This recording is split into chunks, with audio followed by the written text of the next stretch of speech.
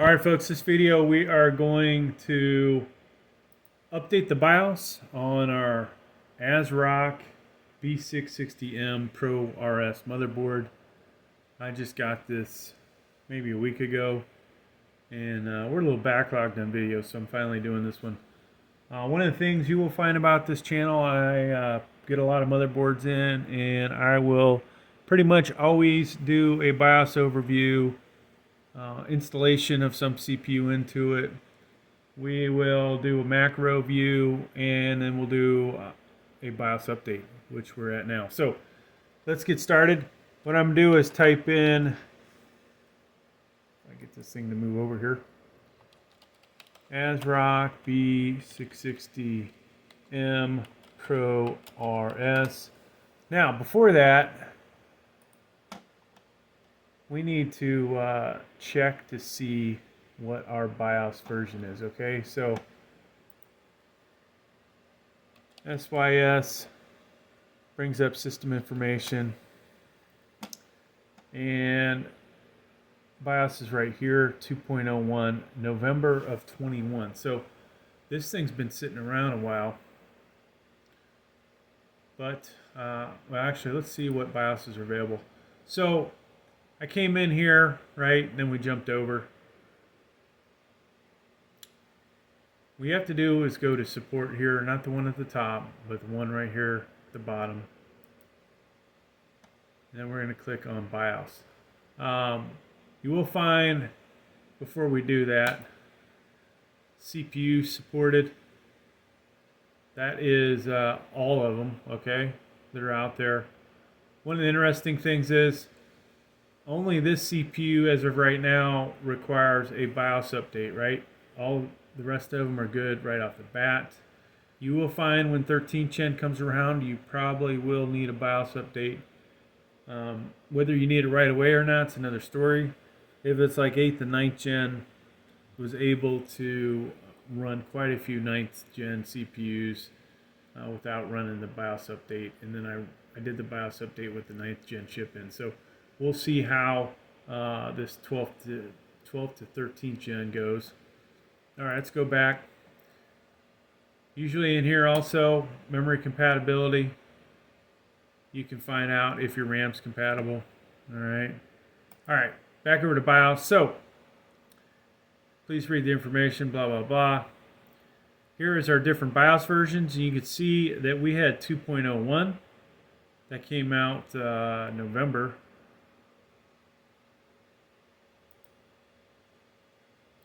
According to this, last November, but this says December. Go figure. We're going to eventually do this one, but what we want to do is check the descriptions on all these, okay? And what we're looking for is one that says that you have to update it first before you can do the most current one. If you don't have that note, then you go straight to the most current, which would be 5.04. You also want to take a look at the descriptions and see if there's anything worth even bothering with doing a BIOS update. Maybe it improves some compatibility with RAM, other hardware, storage devices, something you're having an issue with. You can see Asrock with this one. It had increased memory compatibility, updated Intel microcode. You see this one a lot. XMP, optimized CPU settings. So, you know, in general, this looks like a better way to go for this. PCIe Gen 5 device compatibility. Well, what Gen 5 stuff is out there? And to be honest with you, I didn't think this motherboard had PCIe 5.0. We'll see though. Improved memory compatibility, more microcode. So I want this one. All right, I'm going to download it, and we'll go to this folder. Right click there. Then I'm going to extract all, and voila, there is our folder. Okay, I'm going to go ahead and delete this. And while I'm here, I might as well delete a couple other things. You guys don't mind, right? All right, so we want to take this and copy this file over to our thumb drive. which we have here. And usually I like to do this with a clean thumb drive, right? Prefer not to have anything on here. In this case, we know this is our file for the BIOS update. This is a different motherboard. I'm going to go ahead and delete that. So just trying to clean this up. It'll be easier later on. Now obviously the name is right here, so pretty good at this point. All right, so before you do a BIOS update, we talked about the reasons why you would do it. I want to talk about things that can happen, okay? You could brick your motherboard. Potentially, if the power goes out, that could be a problem.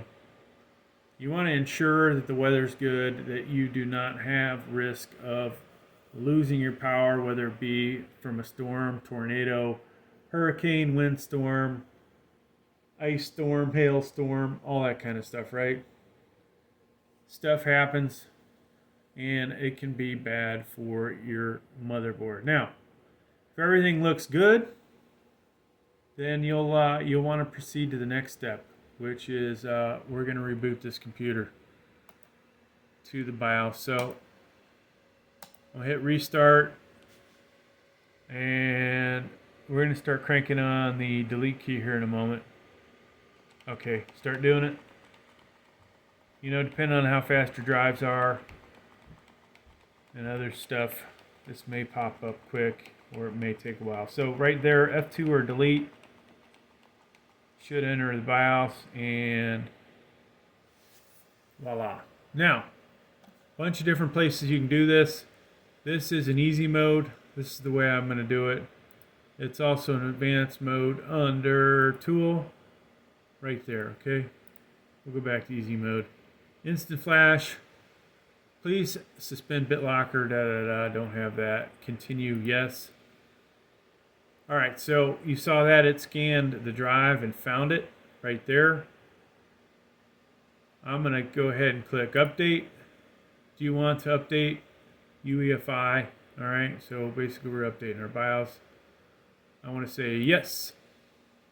After pressing enter, the system will automatically reboot. Please wait a few seconds and the BIOS update will continue. So we're going to hit enter on the keyboard. And then I'm going to step away. No signal. So you can see it's rebooting. We're not touching the keyboard, and do not power off during Intel ME. So some of these are rather fast. This one's off to a slow start. I'm gonna go grab a drink, folks.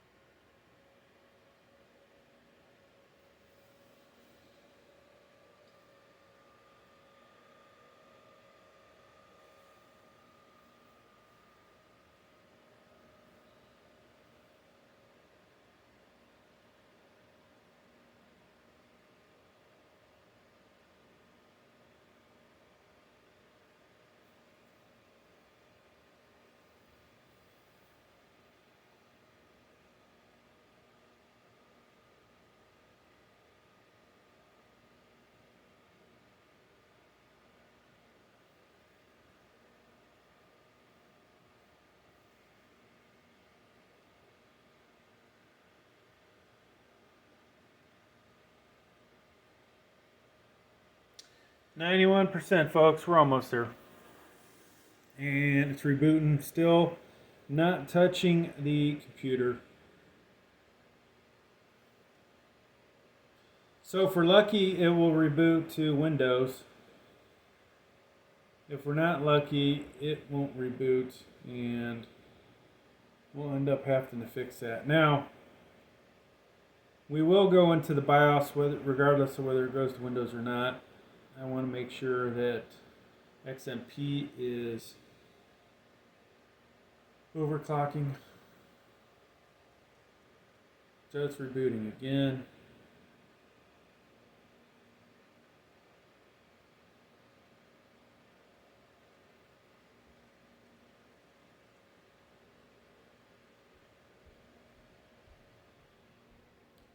And voila. So we're back in here. Let's go ahead and look at sysinfo again. And 5.04, folks. All right, let's go ahead and restart.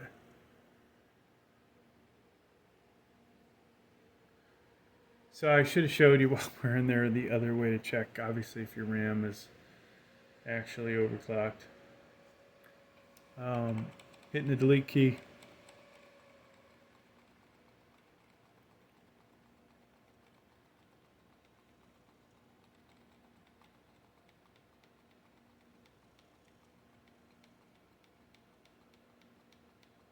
All right, so you can see this reset back to auto. Our boot priority is good, and that's all. We want to save and exit, yes,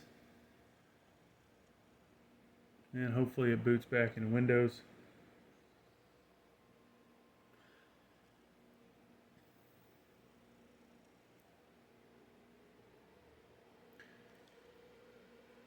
And hopefully we'll get some more 12th gen motherboards in.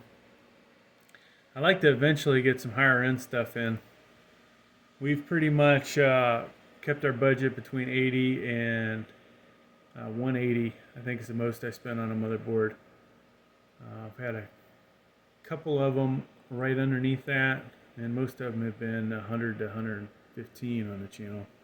There you go, folks. It rebooted. Hey, thanks for checking out the video. Please like, please subscribe. Thank you.